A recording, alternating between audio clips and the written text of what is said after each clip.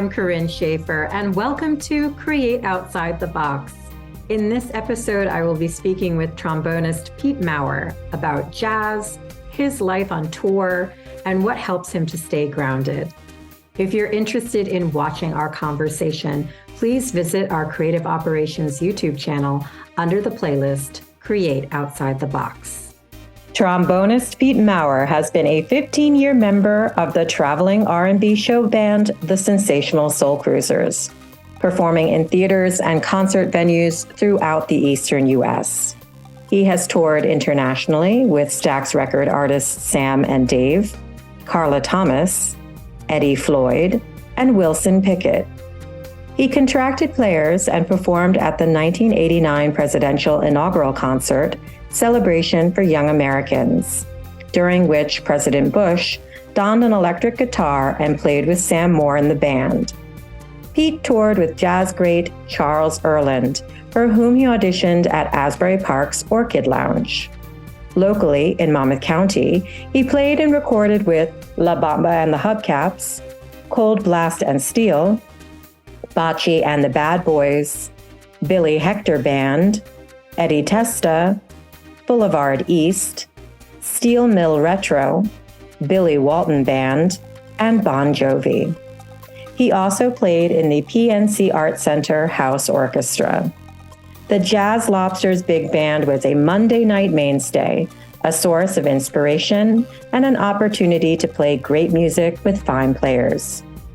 Pete's big band days began when he joined Livingston College Jazz Ensemble, conducted by Frank Foster. Symphony experience was with the Plainfield Symphony, conducted by Jose Cerebrier. Hello, Pete, and welcome to Create Outside the Box. Hello, Corinne. Nice to see you. You're looking beautiful today. Well, so are you. You look very handsome. I'm loving all of the instruments in the background. I normally take the beginning of the podcast, if I know the guest, to explain how we know each other. And we've actually known each other for a while, because I used to go dancing with my dance teacher, Tom Stanton, and his wife, Melissa, at the Key, which is where I met you at the Jazz Lobsters and your beautiful wife, Pam. And it's been a while, but when I moved back to the States, we reconnected. And then I wanted to work with you and I wanted to connect with you and collaborate. So then I roped you into Feed the Soul in November. And that was just wonderful having the opportunity to perform with you and collaborate on that project. So then I wanted to grab you and get you on the podcast and have other people learn about how fantastic you are. Thank you for your fine words and compliments. I appreciate that. And it was a pleasure working with you. And I've never worked with two singers with such strong voices before. Yeah. In Feed the Soul. Yeah, because that concert, I wanted it to be, it was a community performance initiative, free concert with a free meal for those in need. And I wanted it to be a mix of all different genres. So we were kind of collaborating with classical and jazz and musical theater. So I think we all learned from each other on that. And it was great because the audience, I think, really enjoyed that mix as well. I want to kind of learn more about you. And I know that this is not your favorite thing, because you were saying you're used to being the side man, and I'm kind of making you take center stage a little bit. But it's through being such a great side man and such a team player that you've had this great career performing with all of these different ensembles. So I want to get back to what was your first introduction to music? How did you get into music? And what made you pick the trombone? The trombone picked me. Really? Yeah, I was in fourth grade, and I had transferred in from parochial school, and my family learned that music lessons were available and free in the public school, and they weren't in parochial school. So they said, "Okay, you're going to take lessons." And my grandfather, who came over here from Italy in 1909, had been over in Italy. He played bassoon, but we never knew that side of him here because he was always too busy working to support his family. Yeah. However, grandpa decided that all my mom's children he would buy instruments for them because it was silly to rent them. Yeah. He would just they should have their own. So I was in the after school meeting to find out about music lessons. There were a bunch of kids there, and they handed me this case and said, "Here, you're going to play trombone." And I was a quiet, shy kid, and I didn't object, even though it was heavy. But I guess I had to have somebody carry it, and I didn't know from the glamour instruments like trumpet or flute, the ones that were easy to carry. So they handed me a trombone, and I was a good boy, and I took it home. Oh my gosh. And was that your first introduction to music? Or, if you had your grandfather, even though he was working, obviously music was part of the family. Were you listening to music at home? Like, what was the first music that you were listening to? Mom and Dad used to have the radio on quite a bit, and there was a show by the host was William B. Williams, and it was called Make Believe Ballroom. Oh, cool. And they did all the great standards, big band standards, and the great vocalists from 40s, 50s. I guess by that time they were oldies, because that's the kind of music my parents listened to when they were courting. They met around the time of World War II, and the Glenn Miller Band was big. That was one of my dad's favorites. Tommy Dorsey, those guys. So those kinds of things were in the background on the radio. Another influence was Louis Armstrong. I love listening to Louis Armstrong. You'd see him on TV, and you'd hear him on the radio, and for some reason, that genre just clicked with me. And I loved it. It made me feel happy. Yeah. Now, your parents were, listening to music. They had music on all the time. I know that your mom was a painter. Am I right in assuming between grandpa getting the instruments for everybody and your mom being a painter that the arts were supported in your household? Yes. Yeah, arts were supported most definitely.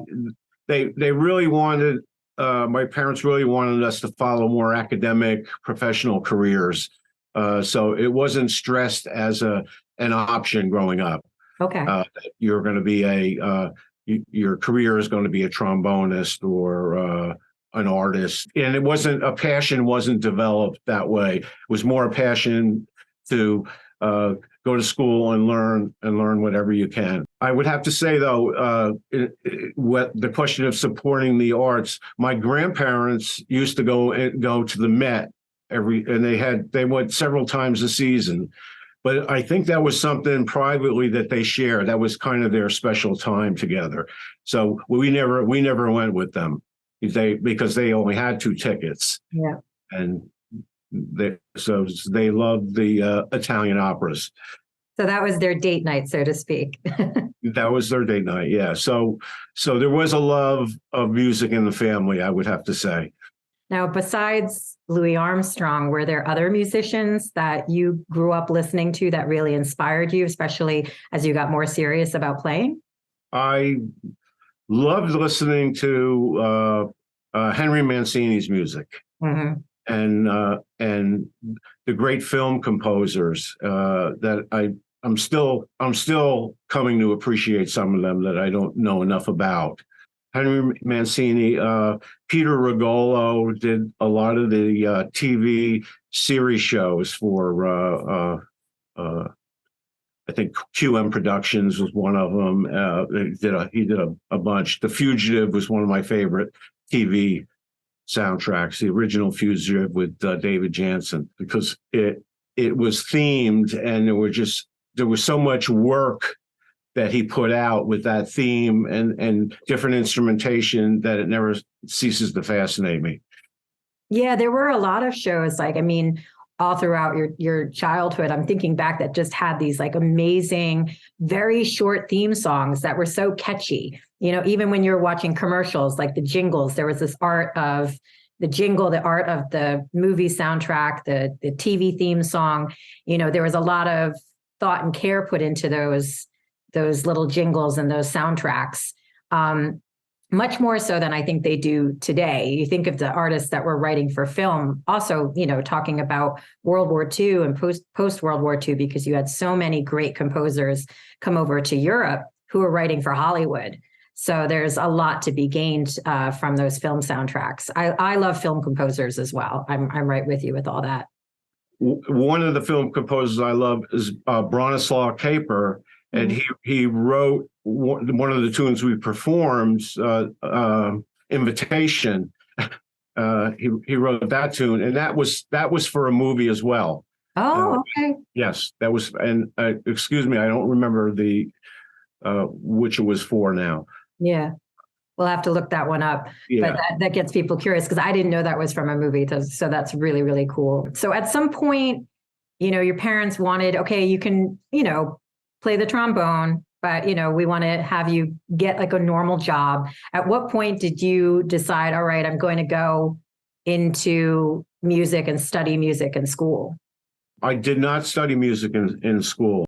Intermediate school, they wanted me to play in the high school marching band. So I did 4 years of that, 4 years of marching band. And the band leader was a Marine drill sergeant who inculcated, besides marching properly, to have pride in what you do and be better than the rest. That was the lesson learned from marching band. By junior year, they transferred me to a parochial school, and they had no music program. So I stopped playing.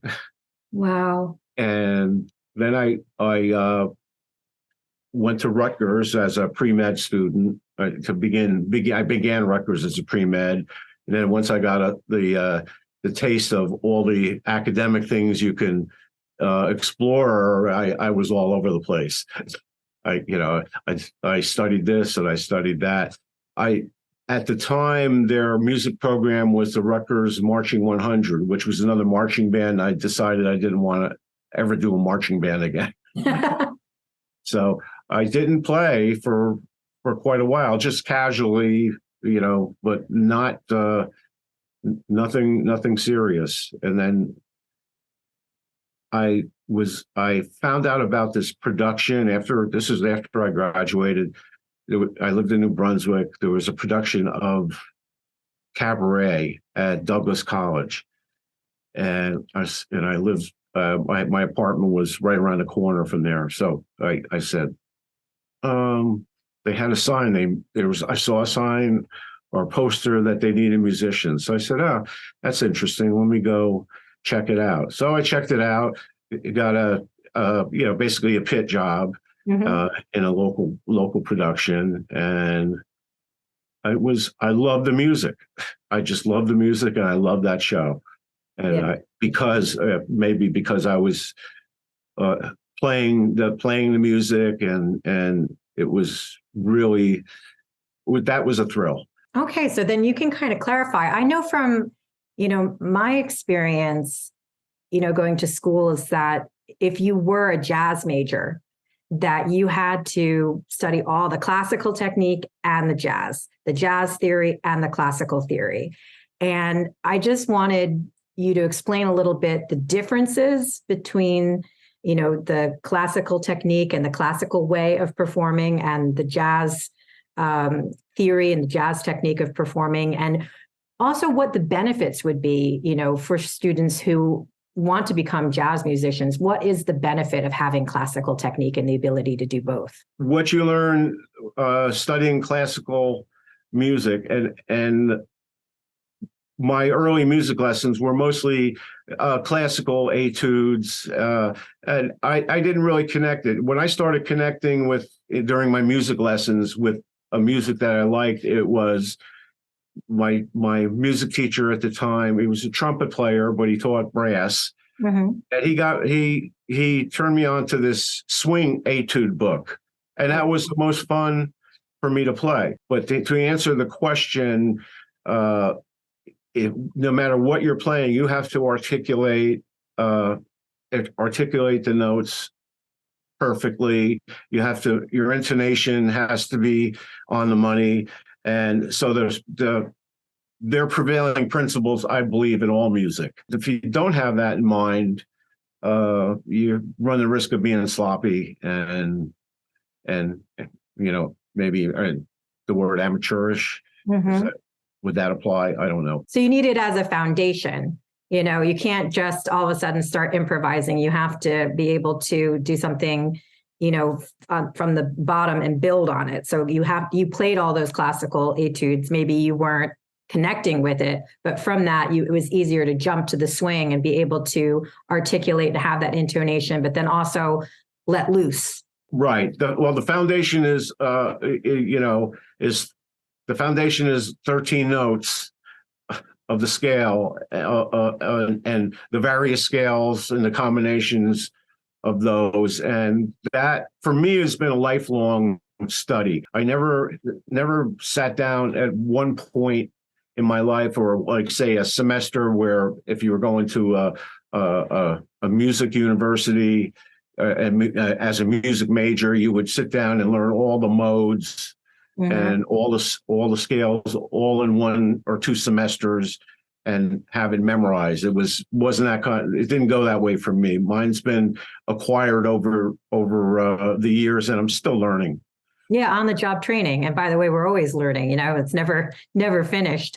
I always felt, because obviously I was going the classical route, and I would have some of these jazz majors in my theory classes. And it was funny, they had to learn about our world, but we didn't have to learn about their world. And I feel like we kind of lost out a little bit, because I know, when you get to jazz, there's even more scales and other ways of dealing with things. And you deal with lead sheets, like you can read a lead sheet, or you can read, written out music. Me, a lead sheet, I'm just kind of like, I know it's a key, but I wouldn't know what to do with it. So I think there are benefits to having, classical musicians learn more about, jazz and that flexibility and freedom. Yes. Yeah. Yes. I think that when you say like somebody hands you a lead sheet, you wouldn't know what to do with it. I think that you would.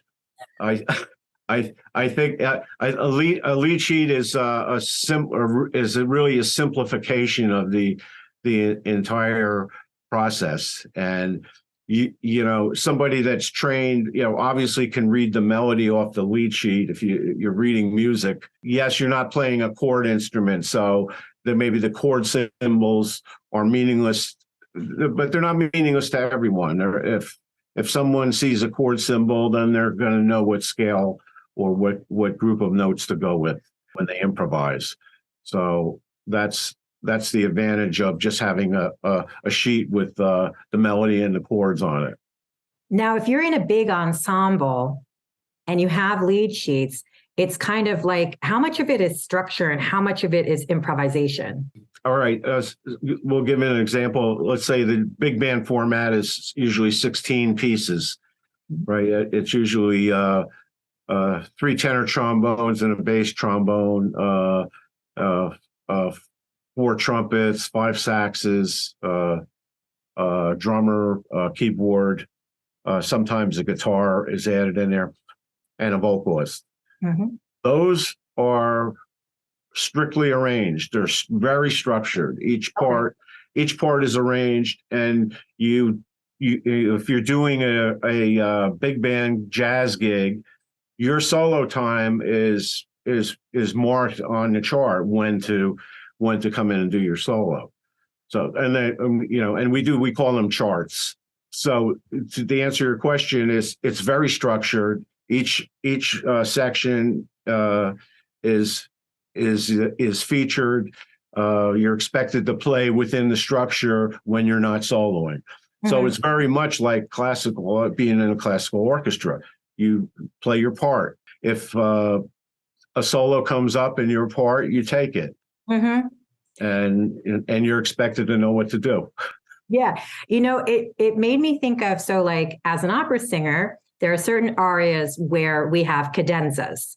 So we'll have, like, say, 4 measures of cadenza. Now, that means we can kind of play around. There's normally like nothing underneath us at that point, but we can play around and improvise and do something different. Now, of course, in opera, there are some famous cadenzas that people expect to hear with certain pieces, but that's kind of similar to me to when you have a jazz solo and you have 4 measures that you're playing My Funny Valentine, and you get to do basically like a jazz cadenza over everybody else of what your instrument's going to add to that particular song, correct? Right. Yeah. So I am familiar with cadenzas. I used to see them, and when I had to learn classical pieces for my various lessons or auditions.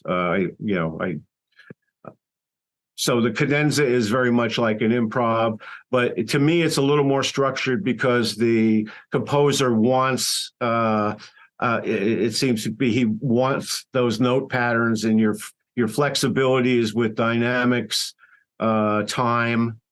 But I've always thought of a cadenza as a structured solo, as opposed to a pure improvisation. But now you're telling me, as an opera singer, that you have liberty to interpret. Can you interpret them any way you want? I think you're right. There's more imposed structure on what you're doing, because as I said, in certain arias, you have cadenzas and you have your choice between this cadenza, or this cadenza. And people are expecting a certain thing. So if you do something very different, they might not be happy because they're expecting it to be in this range. But I've also seen people make up their own cadenzas. But you're right. It's not like all of a sudden you're going to go drastically out of time and you're going to, or change keys or really go out of the framework. Classical music still has, I think, a very firm framework that you have to stay in. That's probably not as free as a jazz solo. So I think you're right with that. Yeah. Now, if it's not a big band, and if the music isn't written out and charted out for each instrument, if it's just say a jazz combo, then there's complete freedom. Wow. Almost, it depends on the players you're working with. A keyboard player is going to have a multitude of chord inversions they'll play, and a really fine jazz soloist is going to play off and hear those inversions and play off of them. Yeah, we don't have that in classical music. We can't. It's kind of like, here's the structure, here's your time to do this, but still within the structure, and then we go right back to the structure. And what you're talking about there doesn't exist in opera, where one person riffs and then you're riffing off of what they did and you can build something. And I always love that in jazz. I also love when you can tell they're playing off of each other, and then there's a bunch of inside jokes. Maybe they'll quote another jazz song within the jazz song, so it becomes kind of like a competition, who can be the smartest with their little solo. Yeah, it could go that way. Yeah, there's some players that are like that. I think it's just better to focus on making beautiful music rather than demonstrating your own technical expertise. To me, that's not what it's about. To me, it's about making the people that are helping the people that are playing with you sound great, and having a great overall production to the public. Mm-hmm. Or even if it's not to the public, even if it's just a private rehearsal, some kind of rapport, musical rapport, where you're communicating musically and non-verbally. Now, through all of this, we've been kind of talking about, classical versus, jazz. There's a little bit more flexibility in jazz, but I think flexibility in general, personally, I think that all musicians should have some flexibility, because as you're saying, it's about making the music. It's about creating an experience, whether that's with your ensemble or for the audience. Why is flexibility so important for musicians? You don't know when you go into a situation, you don't know what's going to happen until it happens. And you have to be ready for for anything. When you say flexibility, are you talking about uh, uh, adapting to different styles or to different people, or there's a couple different ways to look at it. No, and you're absolutely right. I'm glad you brought that up because it's the flexibility to different styles, but also, as you said, the flexibility of when you are performing live, you don't know what's going to happen. So you also have to be flexible that if someone zigs when they should zag, that doesn't throw you off. Right. That's called thinking on your feet, and we all have to do it. And yeah, that just comes with working a lot, and knowing that there's beauty in imperfection, and how can you take that imperfection and turn it around into something that's cool. Speaking of like flexibility with the different genres, you perform in many different genres: rock, R&B, jazz, classical. Is there a favorite that you love performing in? And then my second follow-up to that would be, which one is the most challenging? My favorite is R&B right now, because I'm doing it and I'm immersed in it. So that's the flavor of the year, so to speak. Because I'm working a lot in it, and it's pretty cool. The most challenging for me was classical.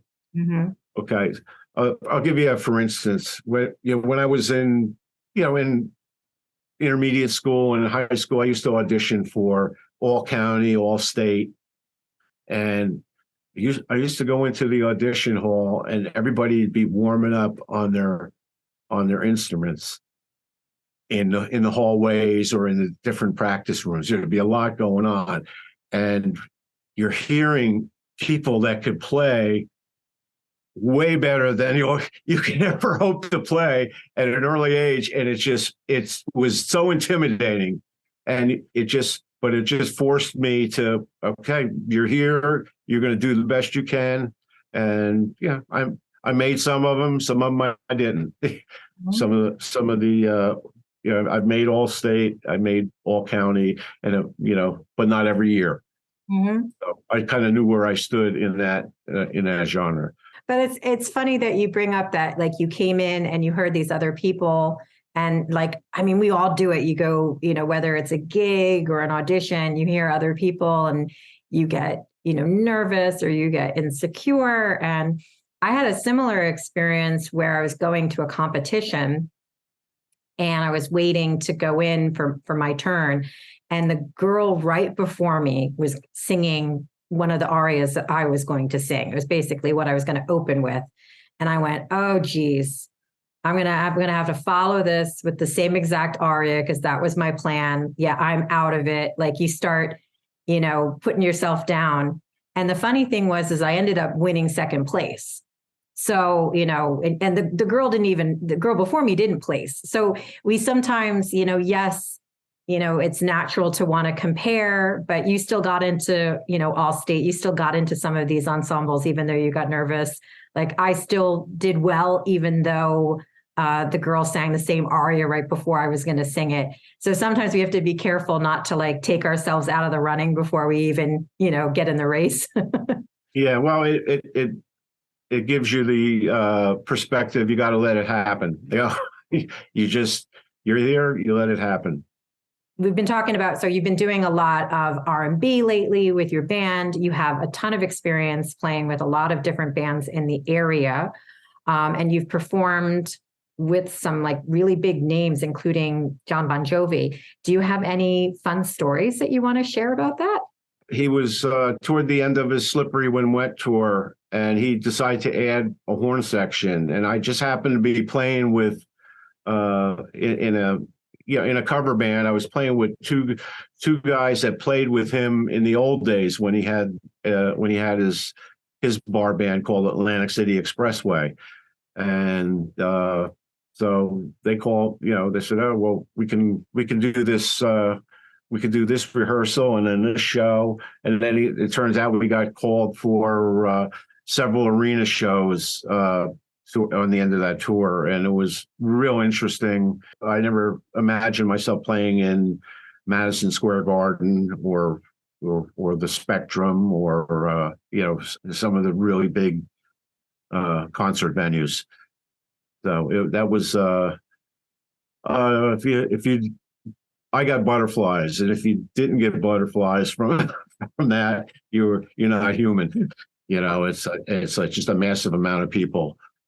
And That's crazy. I can't even imagine, like Madison Square Garden. I mean, how many artists want to perform at Madison Square Garden? But when you're up there on stage, like seriously, does it just look like a never-ending audience of people?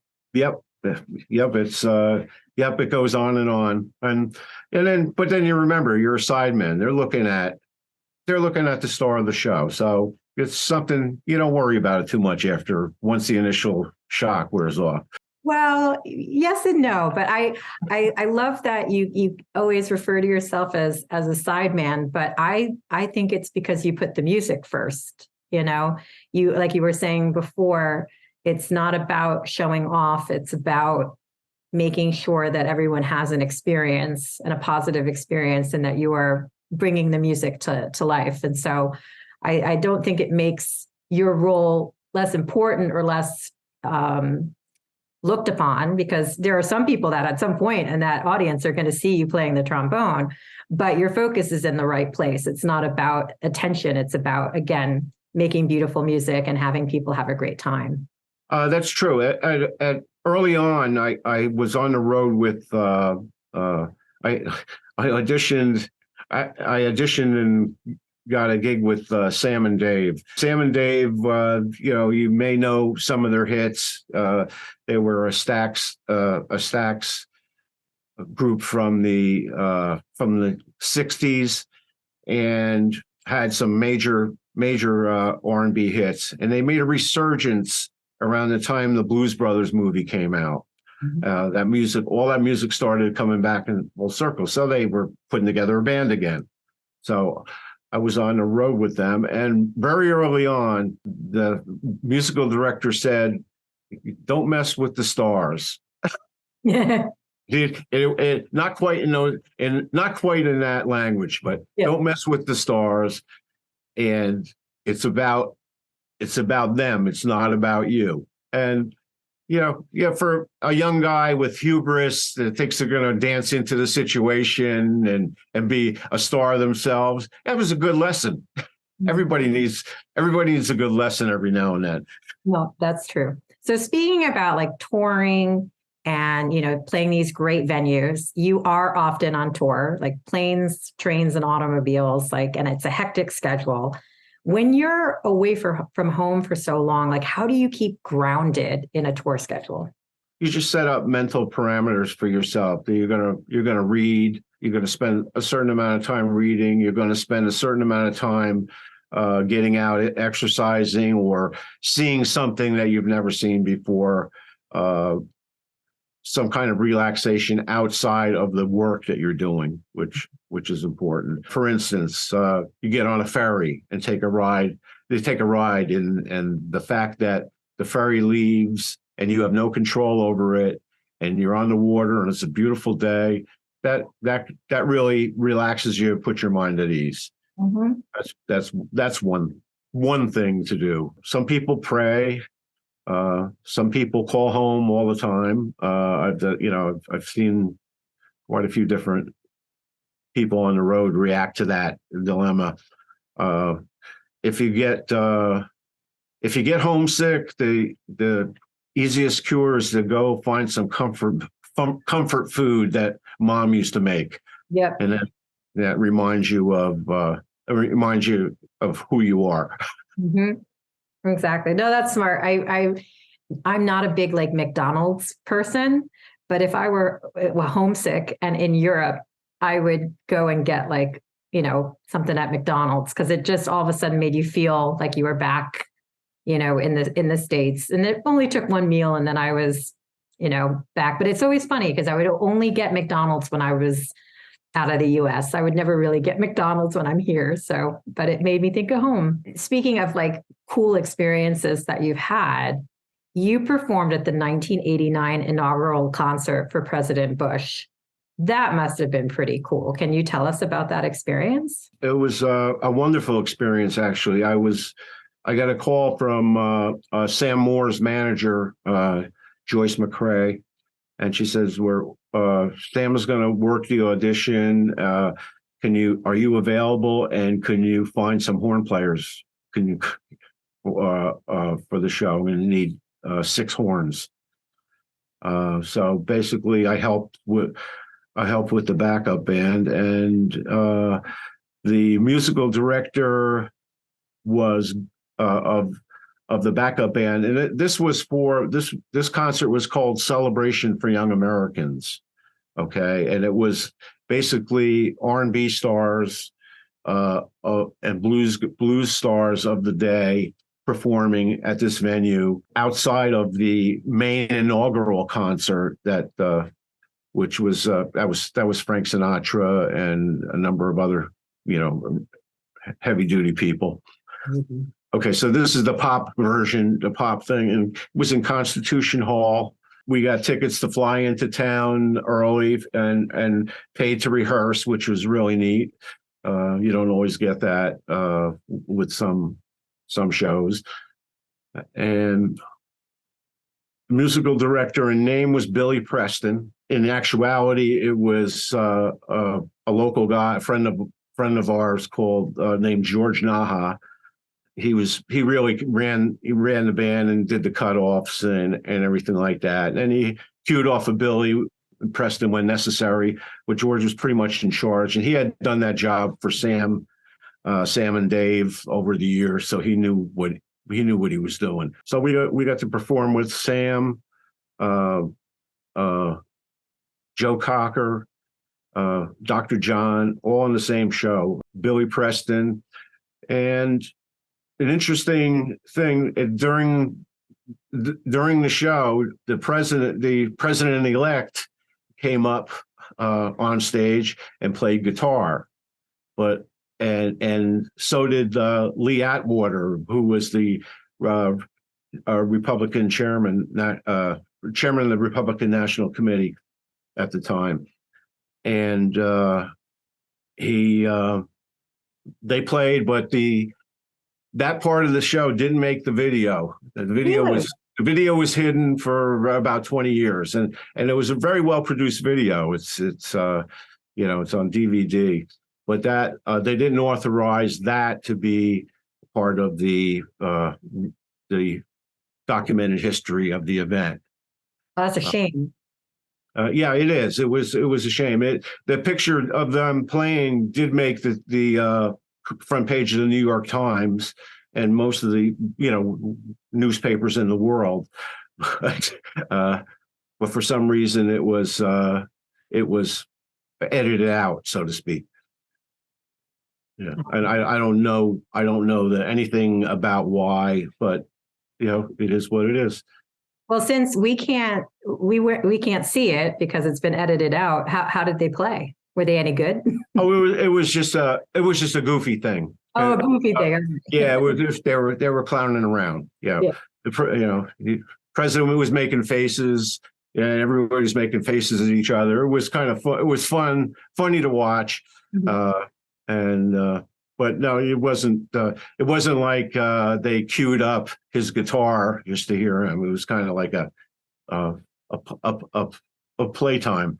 Yeah, having fun with the band. So besides the, playing Madison Square Garden, Bon Jovi, the concert with President Bush, do you have any other career highlights that you'd like to share?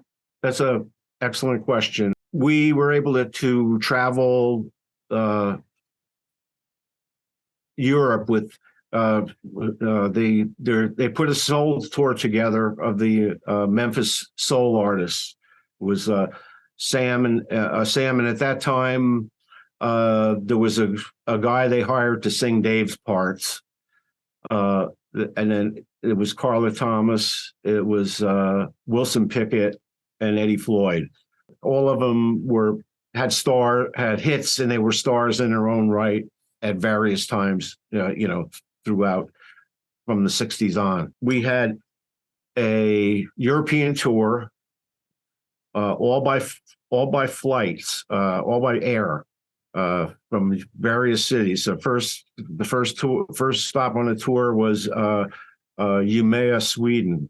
Wow. And I couldn't believe the amount of snow on the ground, because this was in March. I landed at the airport and there was like 6 feet of snow, and then we heard it was like, oh, it's only 100 miles from the Arctic Circle or whatever.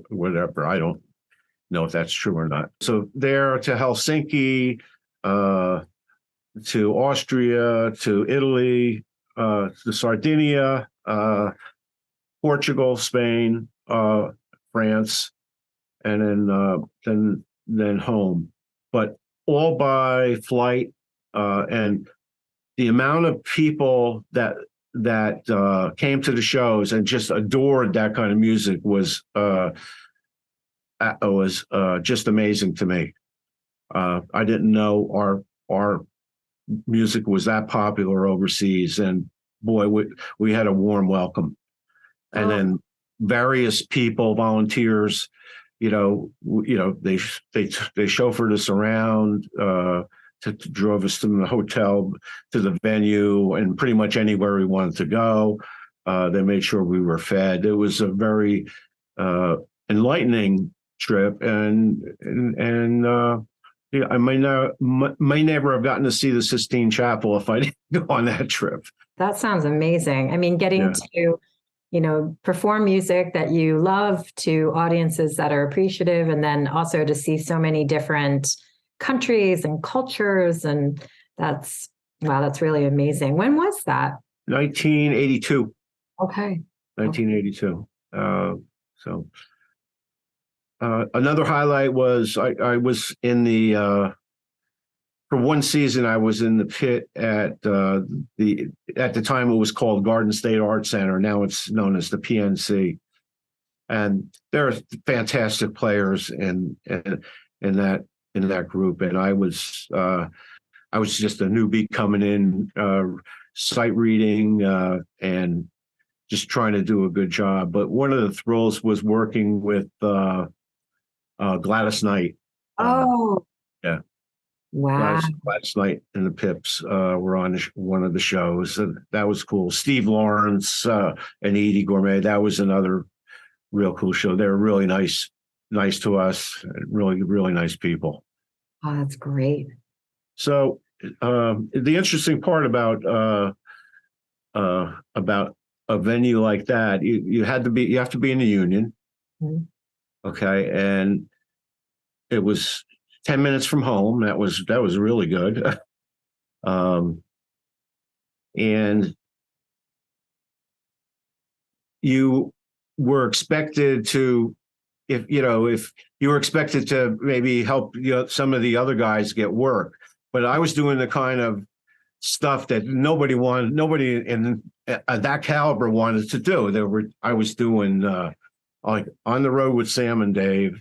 Nobody wanted to do that because it was a low budget thing. It wasn't really nice, and it's not Broadway. If you can throw a Broadway gig to one of those guys, you can keep working.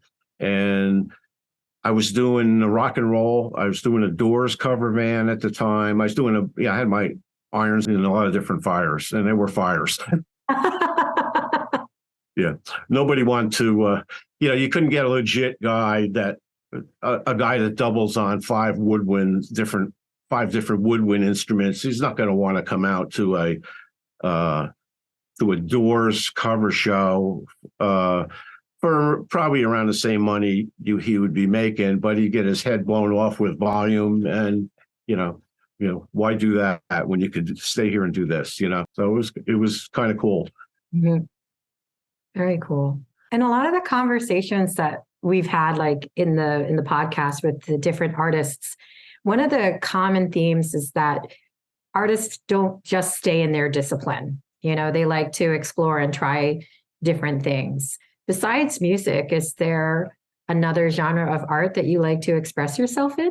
I'm not expressing myself in it right now, but someday I will I will do some type of painting or sculpture.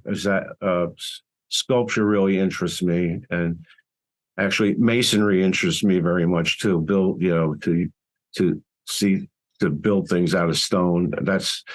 But I'm not a practitioner at this point. You're too busy working as a working musician.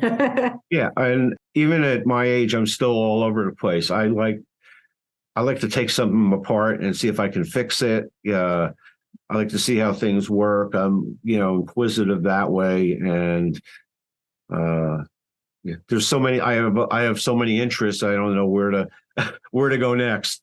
No, but that's great because you're open and you're curious. I mean, I know that you're also a really big gardener, and that is an interest. And I was also wondering if, getting your hands dirty in the dirt and then, planting all the seeds and seeing things grow, if that's another thing that it's kind of the calm and the storm of like all of your touring and everything. You come home and you have your garden, and you have your vegetables and, something that you created. Actually, yes. It's great that you said that, because that's definitely been happening. And it's also forced me, because I have a busy schedule playing wise, it's forced me to figure out how I'm going to do a bigger garden with less work. Like, for instance, automated irrigation, weed control, that kind of thing, and do it in a way that's not detrimental to the environment. So that's a challenge, and so I do that. Yeah, and there's creativity in that. I mean, in another conversation with Hank, who we both worked with in Feed the Soul, he actually started off wanting to be an engineer. And so it sounds like you also have a similar mindset of like, okay, how do I build this? How do I problem solve this? And there's a lot of creativity in that. It's just a different kind of creativity, because there's a little bit more of the, science and structure that way versus, if you were talking about sculpture and painting, that would be a little bit more, not as structured. Maybe you could be a little bit more organic about that. I love my science. Yeah. Yes. I love understanding how everything works together. As far as I don't look at the gardening so much as creativity. It's more or less a workout. Yeah. I don't know. I like to see creativity sometimes in things that people don't, typically think of as being creative. And I do think that, again, you said you love science. And again, I'm thinking back to the conversation with Hank and wanting to be an engineer. And again, it might be a different process than, say, what I would think, because my brain's not set up that way, but it doesn't make it any less creative. It's this kind of, and I think there's a lot of creativity in problem solving and figuring out how things work and how we can get things to work better, because again, you are open to different ways of doing that. So yeah, I think that there are a lot of things that we don't think of as being artistic or creative that actually are. But again, if that's just how you tick and that's just how you are, it's normal for you. It's just your work out in the garden, getting the plants to grow. Yeah. So you don't think of yourself as creative, but yeah, that's a different way to look at it. As you say, solving problems. I want to know, do you have, a bucket list? Do you have, certain artists that you want to work with, or certain venues that you want to play? Do you have any goals that you want to pursue? All my life, I've kind of reacted to what comes along, and so at this point, I don't have a specific bucket list. I wouldn't mind jumping on a tour that travels, but so would 10,000 other guys, and probably 1,000 to play my instrument. So yeah, maybe that'll happen, maybe not. But I'm kind of happy where I am. Corroboration wise, I would like to learn more about recording in the digital age. I did some recording as a audio engineer in a recording studio years ago when things were all analog, and right at the dawn of digital, when they were right around the time that they were starting to use the Sony Beta video player, the Beta video player. They were using that for recording music technology because music that was a near digital form. So that's how far back I was. So I'm kind of out of the loop with that, with all the advancements that have been going on in professional recording. Someday I probably would like to experiment with a home studio. But that takes a lot of mastery of certain techniques like programming, understanding computers, and then thinking real quick. Any good audio engineer is very fast and can get a sound very quickly without too much fuss. And so the question is, do I want to rebuild the wheel, or where do I want to start with that? But I love that also you've kind of lived your life being very open and open to what's going to come and the different experiences, and taking different jobs so that you can play in these different genres, interact with these different musicians. And I think that's helpful for people to hear, because I'm not saying that it's bad to have like goals and to visualize things and to write it down. That can be an extremely useful tool. But if you find yourself feeling behind or not feeling successful because you're not hitting these marks that you wrote down, that you defined for yourself, and at the same time you're missing out because you're so focused on one thing that you're not open to all of these other things that are coming at you, I think that hearing that you are open and that you don't have everything so tightly defined is freeing, probably, for a lot of people.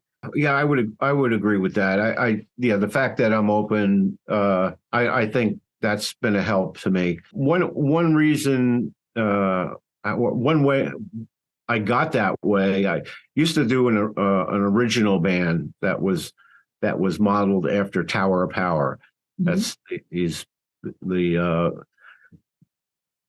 type of R&B music, R&B rock music it was, but it was all originals. And one of the leader was a baritone sax player named Tom McAvecchi, and he's since departed from this life. But his inspiration to me was, anytime somebody offers to pay you to play your horn, you go, no matter what it is. You do it. Not only just to make the money, it's an honor to be asked to give your services. So that stuck with me. I've had different situations come up, and I have to tell you, in most situations, I was in over my head. You get the feeling that you're in over your head. You have no business being here, but somehow you figure out a way. Well, I think that you are just strong enough to say what everybody feels inside, because I think everybody on any given day, feels over their head, and am I doing this right? And what does everybody else know that I don't know? And we're all just doing our best, and, being open, and, when an opportunity comes, looking at it like your mentor had said, like it's something to be grateful for. They want to work with you. Let's be grateful. Let's see what this opportunity brings, because there's not just one right way for success.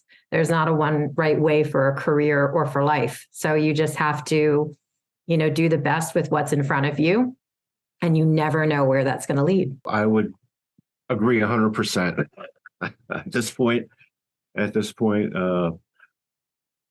So I was talking a little bit before about hubris, and when we're young, we think we can do everything, right? And I got a call from, I came off the road with Sam and Dave.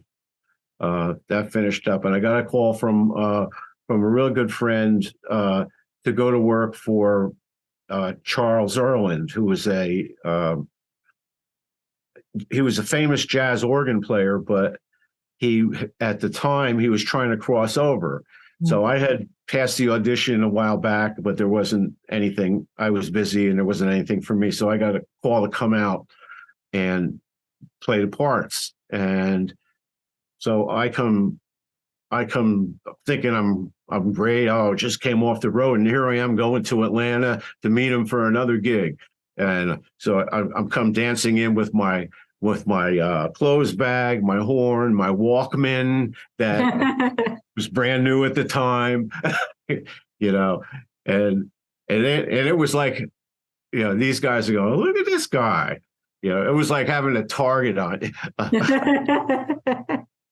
And so I came into, and we had to play a place called the Agora Ballroom in Atlanta. It's a very big venue, very big indoor venue. The first thing that happened was, and this is how I didn't get fired. First thing that happened was the union representative came and wanted the band's union information. So I just handed them my union card because I was probably the only one in the union. Yeah. So I handed the union card. So that was cool. Everybody thought Charlie thought that was a great thing to do. But then Charlie called me out on stage for a solo. Oh no! On a tune that I wasn't expecting to solo. It was a tune called "The Animal." Oh gosh! And he was trying to make it on the R&B charts. It was there a little bit, but so then he goes, "We have an animal right here," and he introduces me and he says, "Go ahead, play, boy," you know. Oh, and here I am. I had dry mouth whenever I'm nervous. I had dry mouth, so I could barely get a note out of the horn. And so I knew it was I knew what it sounded like. Yeah. Oh my gosh. Well, and I mean, and that happens to everybody, you know what I mean? Like, you know, you have some days where you're on and other days. Oh, come on, Corinne, that never happened to you. No. Either. But no, but like seriously, I mean, how many times have you played something and you're not happy with it, but everybody else is like, oh, that's great. And you're like, oh, I know I could have done that better, or I didn't like that, or, you know, we all have that. Most of the time. And playing, you know, people want to know, oh, well, you're doing covers all the time, you know. Well, yeah, I'm playing out. Yeah, I'm doing covers. A star is going to cover his own material, so he's doing covers too. So what, you know, so why is it bad when I do cover material?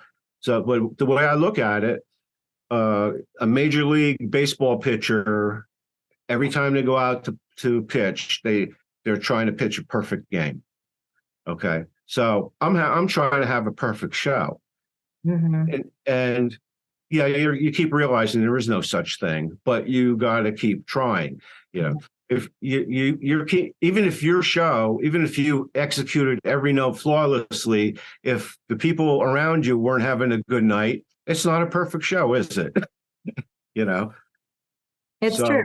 So, but that's keep going with that. And the really bad nights, it's like on the first song, oh, perfect show is blown. You know, on a good night, well, you get into maybe the 10th or 12th song, you know, you get that far, you know, you try to get a little farther every night. But yeah, it's like, and I always kid with the guys, when I have a perfect show, I'm going to retire. But I think that's everybody. And like, you know, it was different. Like if I was doing an opera production, you know, in my personal experience, like if it was an opera production, a smaller opera production, maybe you get like 3 or 5 shows, you know, of that particular production. And then there's a lot of pressure to like get it great in those 3 to 5 shows. And then if you have like a one-off concert, that's a lot of pressure to get it right because you only got one chance, you know? And then when I was doing Ensuite, when I was doing Phantom, it's like you're doing hundreds of shows. And that actually taught me a lot because you can't be perfect when you're performing 8 times a week after week after week after week. You know, we're not robots, you know? So you still strove to do the best job that you could, but you relaxed a little bit more about it because you were doing it so often, you know, or you tried to create challenges. I'm sure you do this too. Like if you have a set list and you're going to be playing all of these shows, it's like, okay, how am I approaching this music today? You know, and if it's not exactly where I want it, well, I get to do it again tomorrow and I get to try it again. And that's how I looked at doing that show as many times as I did. It's like, okay, I liked this. Tomorrow I can try this. All right, that didn't go exactly the way I wanted it, but you know what? I can try again the next day. You don't always get that ability, you know, again, when you have one concert or just a few shows that you're doing. Right. Did you have the freedom to take something down the octave if you had to, or to change any notes, or would the conductor give you a hairy eyeball? No, I mean, personally, no. I mean, I've never been in a situation where I'd be allowed to change something. There was, for one of the parts that I played, there was, if you were having a hard time, there was a lower note that you could take, that I had colleagues that would occasionally choose that. I was fortunate enough that I was always in the place where I could do the music as written and that I didn't have to, you know, take that choice. But a lot of times, like if it's a particular role, you either have to sing it as written or you decide on what you're going to do ahead of time in rehearsals, and you make sure that you're picking stuff that you can actually do.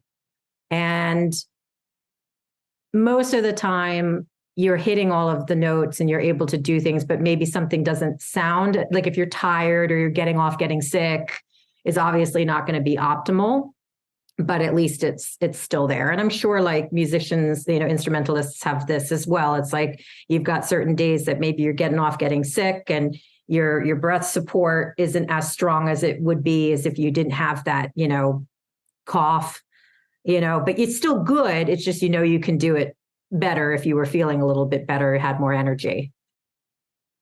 Right. And I could tell that you're not the type of person that was going to give it up to anybody to ask somebody. And I'm not either. I'm just not cut out that way where I'm going to say, I can't do this today. I'm probably going to try. Yeah. But then, you know, that, you know, for a brass player, you can, if you take it down the octave, you're going to get the hairy eyeball, but as long as it sounds okay, it sounds okay. It's not exactly what they wanted, but it's not a mistake. Mm-hmm, mm-hmm. Well, it's hard to, like, if you're doing an opera or a show that people are really familiar with, they know how it goes. So you can't really, you know, change it up too much because they know what it's supposed to be. That's also why, like, and it's actually different, I think, when you're touring with a band, is like if you're doing a show like, say, Phantom, where you're doing 8 shows a week for an extended period of time, we have understudies. You know, so if you're really sick, you stay home. You know, if you've got a gig, you don't have like a cover trombone person that can come in and sub for you, no? Right. Exactly. So you've got to work it out more. I mean, if I was really sick, I was not on stage I physically couldn't do it. But for you, like, if you're really sick, what do you do? Well, you know, really sick, you know, you call the boss and tell him the real deal, and he'll either get a sub or they'll do the gig without you. Yeah. Yeah. Yeah. They'll do it with less, but nowadays he'll sub it out if that was a concern. So, But that's also why, performers and musicians, even though we have this crazy schedule, we try to take care of ourselves as much as possible, because you don't want to get sick and miss the job and, miss that opportunity.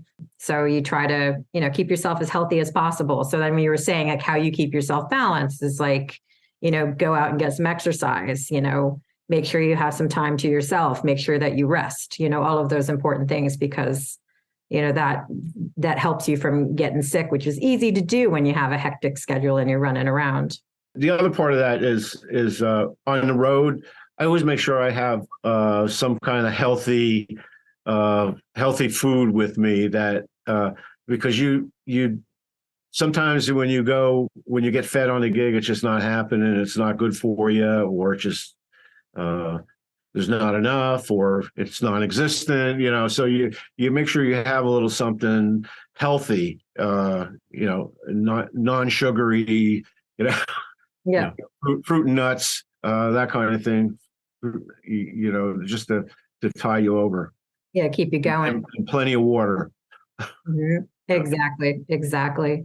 So if people want to come and see you perform live, where would they find out about your performances? So the Soul Cruisers, they have a website, right? Yeah, Soul Cruisers have a website. It's soulcruisers.com. There's a link in there for the schedule. They'll see, they could probably see us just about any time because we work a lot. And, I encourage them to come out. Anybody who watches this, please come over and say hello if you come to the show. And you'll enjoy the show. Definitely. And I will include all of that information in the show notes. Pete, I want to say a big thank you for talking to me today. I just really appreciate it. Thank you so much. Okay. You're welcome, Corinne. Thank you for having me. I really appreciate it. Thank you for joining us for this episode of Create Outside the Box. Please subscribe, rate, and share our podcast. You can listen to Create Outside the Box on Spotify, Buzzsprout, Apple Podcasts, and iHeartRadio. Check us out on our Creative Operations YouTube channel, where you can subscribe to watch our interviews. You can find and follow Creative Operations on our Facebook page and on Instagram at @CO_Creative Operations. For more information about Creative Operations, please visit www.creative-operations.org.